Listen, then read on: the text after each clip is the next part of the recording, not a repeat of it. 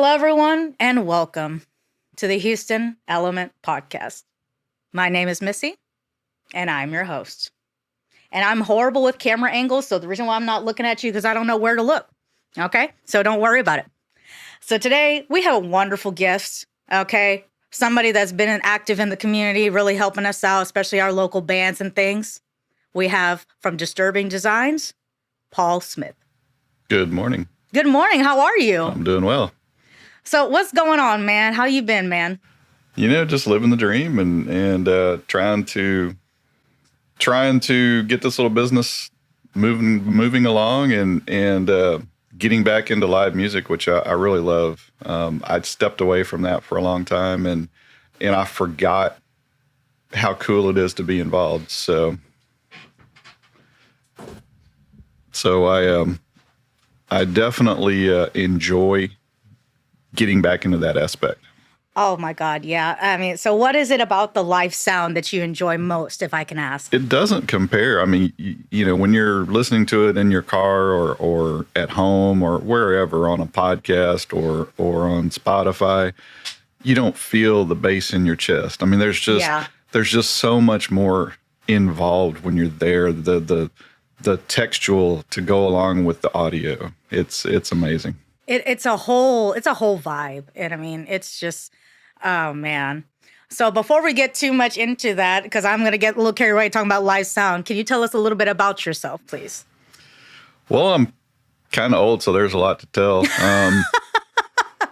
I've been around for a long time, and like many people, I've changed careers a few times. And you know, I grew up in the nursery industry, planting trees and stuff, and then I went from that into electrical design, and that's kind of boring. Yeah. So, you know, for me, this is a great escape. I still do that all day, every day. But you know, I've always been an entrepreneur, so I've always had side hustles, and I've done landscaping. I've done engineering work on the side with a group of people, and none of it was as fun as this music industry is.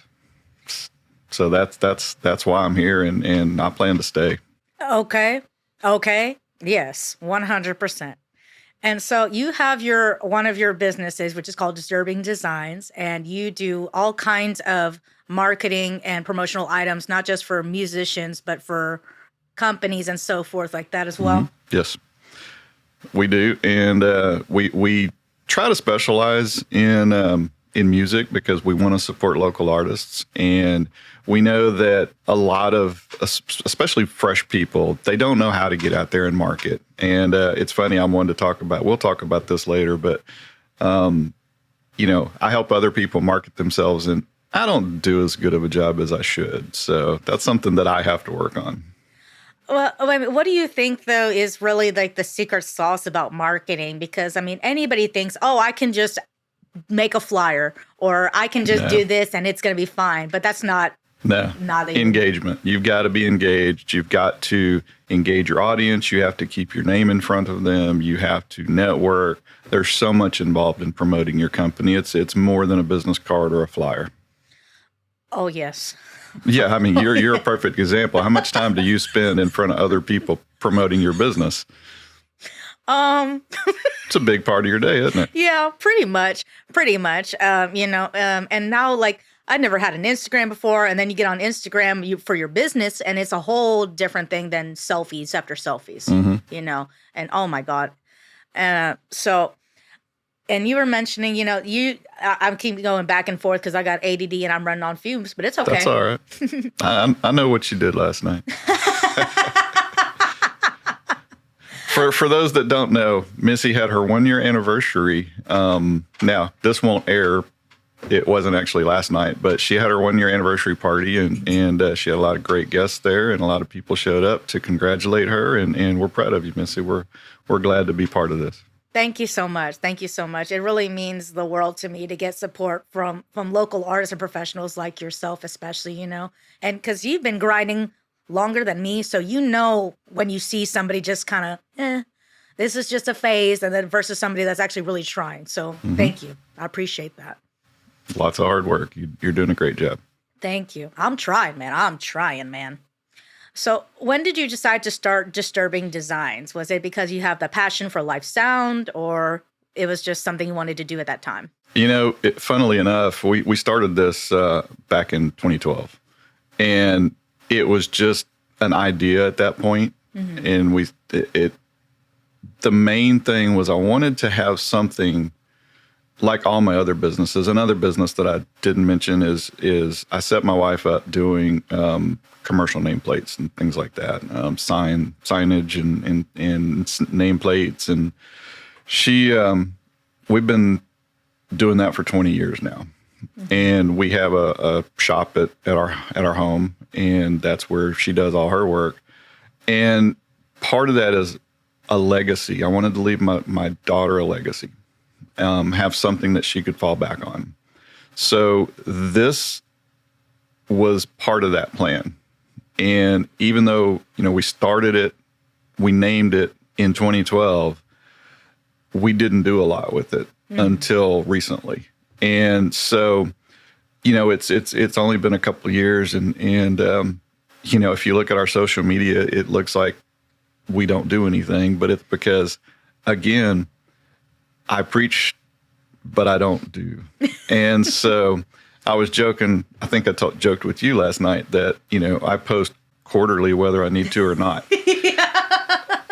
That I have to get better at that. So I need to take my own advice, and I need to engage more. Right now, most of what we do is word of mouth. We've gotten a little bit from web presence and from social media, but we're working on that, and we will continue to work on that. Excellent. But yeah, it's all about family, and it's all about leaving a legacy for my daughter and now her boyfriend, who, hopefully will join the family one of these days.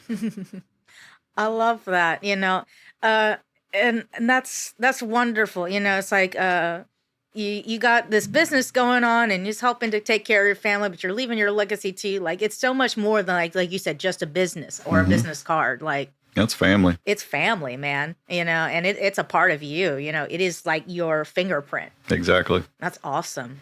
Yep. So speaking of fingerprints and legacies, so what would you say makes Disturbing Design so metal? Besides the fact that they're metal, Well, I think the biggest part is we take a lot of pride in the quality of the product. We, for instance, if someone sends us, most bands have some type of logo, some type of graphic that they use to represent themselves. Most of it is crap.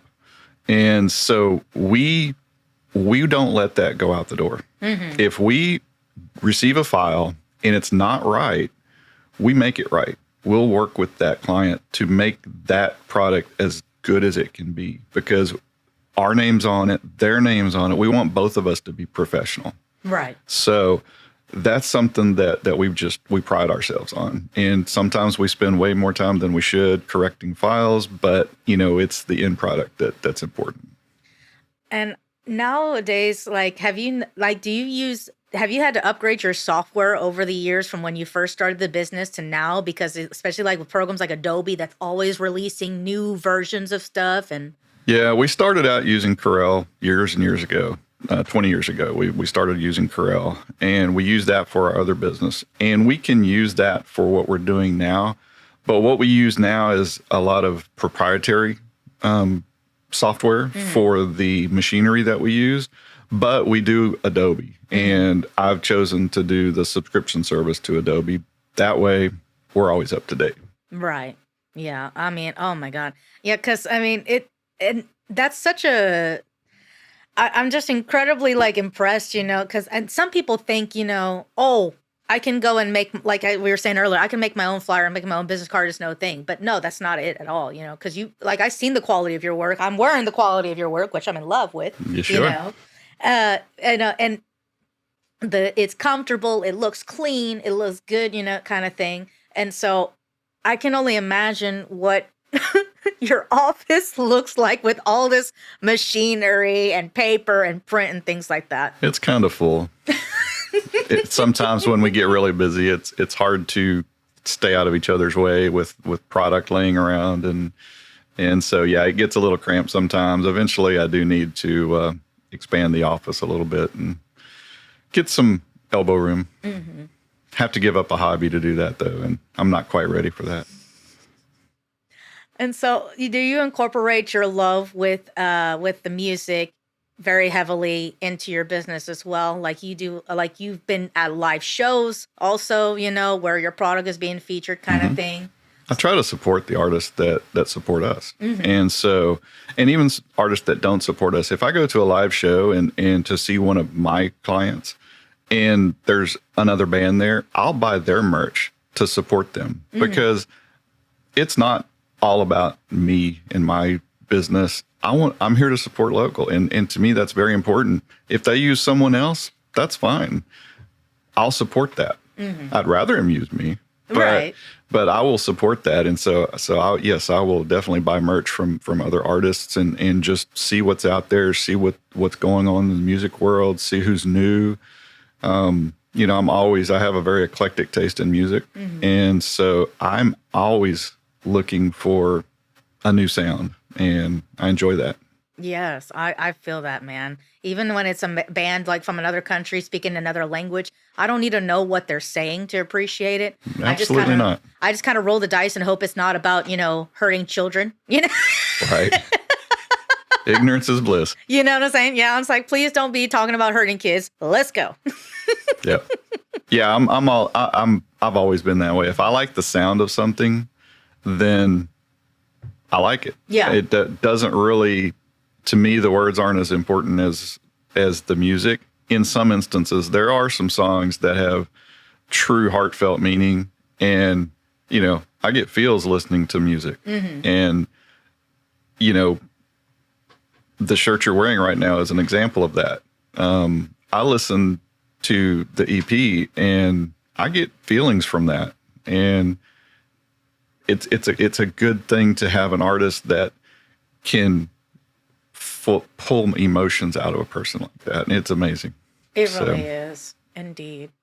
And so you're mentioning, that half of the battle is being good at what you do and having passion, but engagement and nurturing these relationships with your clients and artists is very important. Can you give us some more examples of what kind of things you think are important when you're building up the relationship? Well, like I said, just engagement. Social media is an important tool. I do not use it as much as I should. I plan on getting better at that. I need to engage more.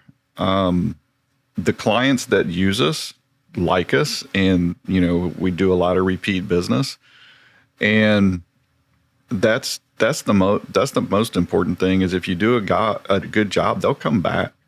And the word of mouth will spread. So really up until this point, or until recently, the last, 8 months or so, it's been word of mouth. And we're just now doing social media. We've got a website out. We've got an Instagram. I want to say, I got to ask this guy back here, do we have a TikTok? We have a TikTok. See, okay. I don't even engage with that one personally, but yeah, it's all about being partners with your audience and just engagement. We never know when we're going to see our next client. Yeah. I was at an event not too long ago, and I went up to a food truck, and they had a really bad shirt on that was all faded. There's an opportunity. One of our team was at a grocery store, and they were giving samples away from a local brewery, and they got to talking, and they're looking for merch. So you never know. Yeah. So it's always putting yourself out there, being prepared when you do come across that potential client, being prepared to engage at that point in time. Indeed. So this is kind of a hot topic question, but it's something I think that's very important. And even like myself, needs to know and hear more ideas on how to resolve this. We are living in the digital age, and you have people that are just not very good with, verbalizing, making eye contact, or even, Ricky Bobby syndrome, don't know what to do with their hand kind of thing, you know? Like me. I mean, like me, I don't know what to do with my hands. I'm sorry, but what would your advice be to those that are like, I'm kind of not the best people person, but I want to try to grow and to reach clients? You got to just get out of your comfort zone. I mean, I'm not a good networker. I do it for a living, and I'm not good at it. So it's something that you work on over time. Mm-hmm. You become more comfortable with talking to people, talking to new people. You know, my mother, she never met a stranger. Mm-hmm. I didn't get that from her. I've had to work on that over the years. Uh-huh. And so it's something that you can teach yourself, and don't be scared. Everybody has the same fears, the same thoughts. And I've learned this over the years is, you know, a new person is just as timid as you are to talk to a stranger, except for maybe you. You're pretty outgoing. You know, but like you said, this did not happen overnight. This took some time. Mm-hmm. And just like you said, I had to jump out of my comfort zone. Starting this podcast, I was like, ew, my voice sounds horrible on audio. I don't want to do this. YOLO. Yep. Exactly. You know? Yeah. So just get out of your comfort zone, go out there, attack it, and move forward. And don't compare yourself. You know, we had a little bit of conversation about this last night. Don't compare yourself to other people. Yeah. You know, I've got people in my organization that are great salespeople, and they do a very good job. That's not me. That's not my personality. And I can't compare myself to them because I'm a different person. So I have to compare myself to who I was last week and last year, not who is around me. Right. As long as you're improving constantly, it'll come to you. Indeed. Indeed. And something that I'm learning as I'm trying to do more things, you know, and elevate things, you know, is how, like, really, you know, it's an art form to for networking, you know. Mm-hmm. So I know you say you're not good at it, but you are good at it because you have return business and you have a lot of people requesting you. I'll let the work speak for itself.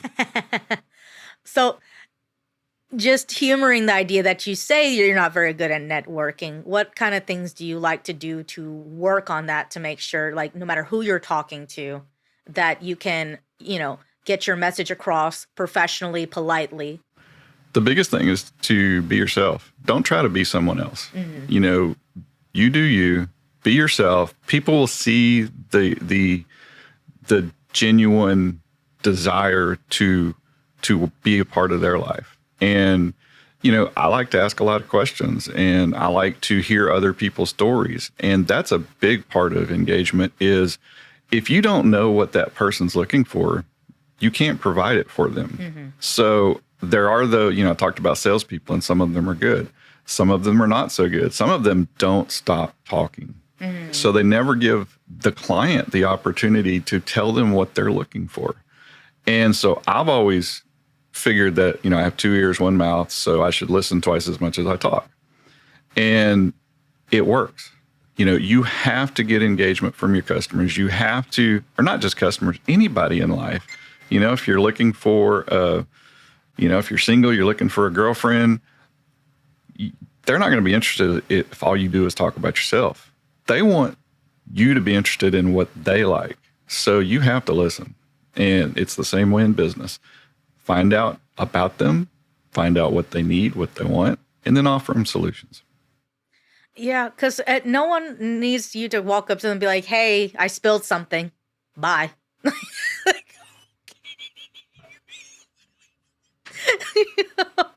So, and speaking of those kind of things, you know, so being your own boss sounds wonderful on paper, but Lord knows it is not always easy. It is not. But you, as well as I know, that you work harder for yourself than you do for anybody else. And it doesn't feel as much like work as when you have somebody standing over your shoulder and you have a deadline. And I mean, don't get me wrong. In our business, we have deadlines too. Right. Obviously, if a band's got a concert on Friday night, they need merch. Mm-hmm. They're not going to wait till Tuesday. Mm-hmm. So you've got to be able to get them what they need in a timely fashion for them to be able to market that at their shows. Oh yeah. Oh yeah. I do not. Have you ever had unfortunate issues like working with a specific client, whether it be a musician or from a business, and they're like, I want a picture of something that is very offensive. Have you had to have to be like politely tell them, I'm sorry, I'm not Not yet. comfortable? Not Thank yet. goodness. We've been pretty good about that, Okay. and not had the opportunity to have to turn people down. That's good. That's good. Yeah, because all of your work is immaculate, not just the quality, but, the designs and everything, everything is very clear. You know what I'm saying? So I appreciate that because, just because you can make it look good does not mean you need to get a picture of somebody's middle finger on a shirt and walk around with it, Right. Yeah, there are things that are just offensive, and we haven't been asked to do it yet, and when the time comes, that may be a time for us to say no. Of course. Yeah. Because at the end of the day, it's like you don't want to turn down people, but you also don't want to represent yourself in a bad light. Right. Because, for instance, on all of this stuff, like the garments that we're making now, everything that we create, even for other bands and such, we have our name in the back. Mm-hmm. So we have our label there, our name's on it. I don't necessarily need that to be associated with me. So I want our business to be associated with professionalism and quality. Excellent. Now I've worked as stagehand, before engineering. So I've seen how some of these road crews can come on, especially coming from out of town, and they are flustered. They are just whatever. Have you dealt with a lot of interesting personalities working with clients in the music business with certain demands that you really had to push the gear? No, not really. I don't. I guess, maybe me being an older guy, I guess I get more respect. So I don't have a lot of trouble. That's good.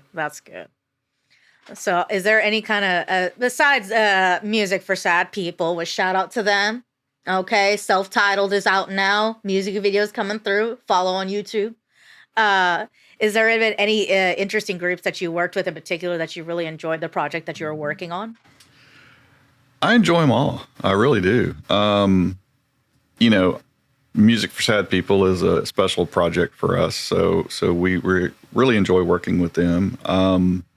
We just did a heavy metal band that I enjoyed. Even the genre, it's kind of a new genre for me. I didn't realize it had a name. I just know what I like. Yeah. And I like their music. So it was good when they reached out, and we enjoyed working with them, and we're, now that the weather's turned, it's time for hoodies. So we will be producing some hoodies for them in the near future. And they just got signed. So we hope that they, blow up, and we can continue to work with them and maybe even their label in the future, because like I said, they just got signed from a label in Austin. And so we're hoping to work with the other bands that are signed with that label. Excellent. And yeah, just working with that one client opened the door to a whole network of artists. That's how it works. Incredible? Yep, that's how it works. You get, well, like this particular band, they really liked our work. We did something that other companies couldn't do for them. One of the process that we use is we can get a lot of detail, and they had a screen printer on. The previous person that they were working with, their screen printer told them we can't do that much detail. And we put their album cover on the front of a T-shirt, and it has, I don't know how many colors it had, but with silkscreen, you pay per color. With the process that we use, we don't have that restriction. So we were able to give them a multicolor product for the price of a single color shirt. And wow. So they were extremely happy with that. And so now they're out there touting us to the bands that they play with. When they're out doing gigs, if that particular band that they're playing with, or in some cases more than one, they do a lot of these shows where there's 2, 3, 4 bands. If those people don't have merch, they're working for us now.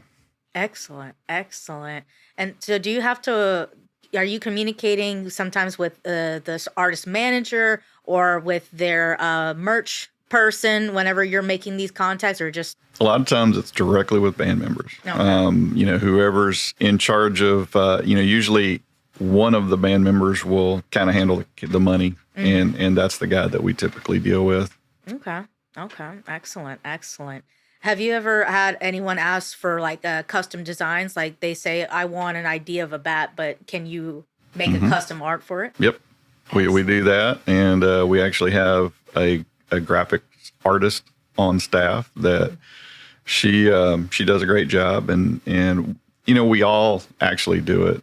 The previous band that I was talking about, I actually did all the artwork, and we had to have it. We couldn't have a big square on the front of a merch. It just doesn't look right. So I did that work myself and had it fade to black from the center of the album cover, and we faded it to black, and that was something else that no one could do for them, and we made it happen, and that was another reason that they liked us so much. But yeah, we're working with a couple of bands right now, working on logos for them, and they just give us an idea and say, can you do it? And we say, sure. And we figure out how to make it happen. Excellent. And have you worked with any bands outside of Texas thus far? Like, do you get orders from outside of state? Right now, we're working with a band in Kentucky. Excellent. And it looks like that we haven't sold them yet, but they tell us that they like what they see and they like what we can do. And matter of fact, when I kind of sent them a little sample of what we could provide, they were amazed, and they're ready to go. I'm just waiting for the approval at this point. Excellent. And I know, so being a music lover, and enjoying live music, you work with a lot of different musical artists in particular. But have you had clients from, say, House of Worships, from corporate events, or even from schools that request items as well? Not from schools yet. We're doing some things for sporting events and gyms and I don't know what else. I'm trying to think. I'm kind of drawing a blank right now. Help me out here. Anything new recently? Bridesmaid parties. Oh yeah, bridesmaids parties. You never know where the next order is going to come from or what it's going to be. Yeah, I forgot about the bridesmaids. That was kind of fun. We hadn't done one of those before. So, is there like a different process depending on the client? Like, for music artists, you're already familiar with their workflow and their necessity. Maybe they need like 20 shirts for their merch table, but it's like for schools or for corporate things, it's a little bit different process. Bigger orders. Yeah, definitely larger orders. Sometimes the materials are different. Like I said, with the sports, it's a different type of material, so it's a different process. It really depends on what the materials are, is how we handle that product. One thing that I have to give y'all credit for, there's a lot of things to credit for, but one of the things that I appreciate is using 100% cotton. Well, that's what I was talking about. We do that for our band merch because that's what people like. Yeah. Some people like tri-blends. The sporting is more polyester based, higher polyester counts. So the stuff we do day in and day out on the cotton, we can't do on polyester. So it's a different process. Oh, okay. So there's different ways to handle it. We also work with, if it's something that we don't personally do, we've got partnerships with other companies, and say a particular item that they're looking for, we don't do, but we do other stuff for them. Then we'll go out and obtain that material for them. And people do that with us as well. Other print shops, they come to us when they need help. And unfortunately, I can't advertise those because it's, they want to maintain that relationship with that client, but they give us the files. Sometimes they even give us the materials, and we just print on it. Other times we'll supply the materials, and they'll supply the files, and then we'll sell it to them that way, and they move it on to their client. But we have, wholesale relationships with these. So at the end of the day, the cost is about the same as what, if depending on if he was to go straight to that other vendor, price is about the same if they come to us and vice versa. So we work, again, we like to support local. So we have partnerships locally for that type of thing. Excellent. Excellent. So since you've been doing this, what have you found the most rewarding, except for, being awesome at what you do, working with your family, meeting all these people? What else other is perks? there? What else is there? Life is good. You know, I love meeting new people. I love meeting new bands. I love working with the family. I love working at home. Mm-hmm. You know, like I said, we've got a shop next to our home, and that's where all the work gets done. And my commute is a 50-foot sidewalk. It's beautiful. Isn't it, man? Yeah, you can get really used to it. You know what I'm saying? I'm getting really used to it. I'm having a difficult time thinking of working for a big sound company. I'm like, I don't know. Well, for 13 years, I drove about 45, 50 minutes each way in traffic for 13 years. That's a huge part of my life that's gone. Yeah.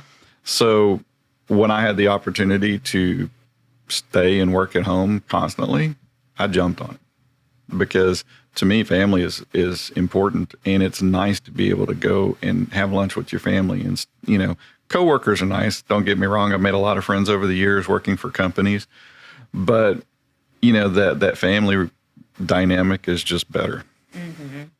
And, even though, like you're working with your wife and you're working with your children, do you have some days when you have to put the dad hat on in the middle of business and be like, okay?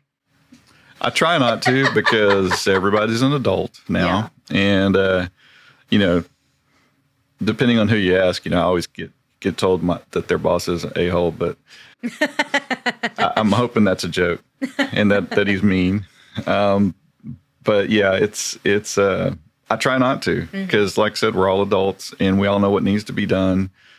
I do have to have gentle reminders occasionally, because at the end of the day, right now, it's my name that's out there. Eventually it will be everyone else's names, but right now it's my name. And so, yeah, there are times when I have to use gentle reminder methods, positive reinforcement. Of course. Well, thank you so much for joining us today. Enjoyed it. Thank you for having us. No, thank you, man. And thank you. And again, you can follow Disturbing Designs on Instagram at Disturbing Designs. Okay. And also follow their website. Okay. And I mean, just look at all this. Look how clean this is, son. Look at it. No blotches, no nothing, no holes. Okay. You need to jump on this. We would love some more Instagram followers. Like I said, we're trying to get better at social media. So, yeah, please reach out on Instagram. It's Disturbing Underbar Designs, and we would love to build up a following there. Reach out on any of the platforms that we're on. You can go to the website and see that. So yeah, reach out at any point. We would love to talk to anybody and help them with their next project. Well, thank you. Including yours, Missy. Oh yeah. Oh, honey. Once the cameras go off, it's business time, honey. So do you have any last bit of advice for the listeners? No, not really. I mean, just we appreciate, like I said, local businesses. We appreciate local artists, and we want to support local artists. We want to support local businesses. And, we just want to grow our partnerships and keep having fun. That part. Because for my hustlers out there, my entrepreneurs, we know it sometimes you want to rip your hair out, but remember why you're doing it. Because you love it. Yeah. Well, thank you guys so much for joining us this week, and we will talk to you guys next week. Peace.